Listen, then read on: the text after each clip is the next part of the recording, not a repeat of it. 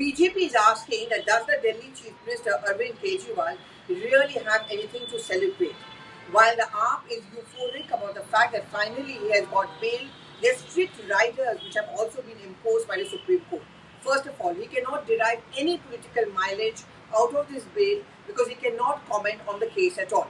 But what is something which is even more damaging for him is the fact that Arvind Kejriwal cannot resume office as the Chief Minister. He cannot enter the Delhi Secretariat, his office. He cannot sign any files, which means that he's just going to be limited as a leader of the Aam Aadmi Party and as a Delhi Chief Minister merely on paper. Now, which brings us to the big question. Can it be business as usual for him? Remember when he was first arrested, he refused to resign as a Delhi Chief Minister despite the fact that the BJP kept on making this demand. That how is it that Delhi was functioning minus a Chief Minister during its worst times when Arvind Kejriwal was refusing to resign? At that point of time, the speculation also was that they didn't want a situation that there could be an alternative power centre. And therefore, as CM, he would continue to have a grip not just on the government, but on the party as well. But today, his exit by way of bail is more truncated because while he's going to be free, up and about to campaign, he certainly cannot be the Chief Minister.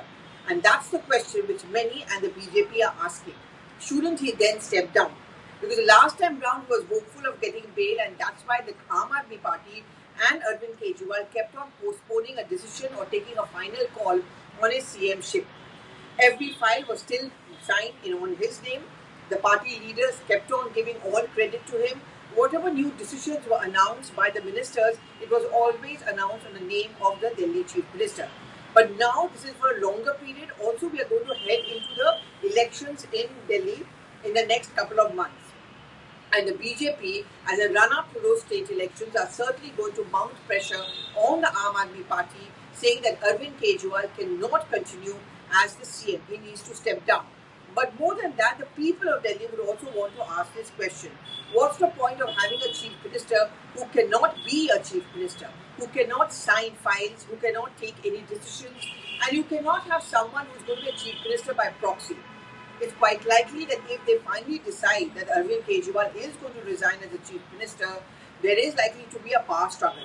Who are the people within the Aam Aadmi Party who can emerge as an alternative? I'm going to draw a quick example as far as Jharkhand is concerned. Remember when Hemant Soren stepped down as the CM, Champai Soren was made the Chief Minister in his place. Hemant Soren gets bail, he comes out, but Champai Soren is asked to step down. He's unhappy, and as a result of which he quit the party and joined hands with the BJP.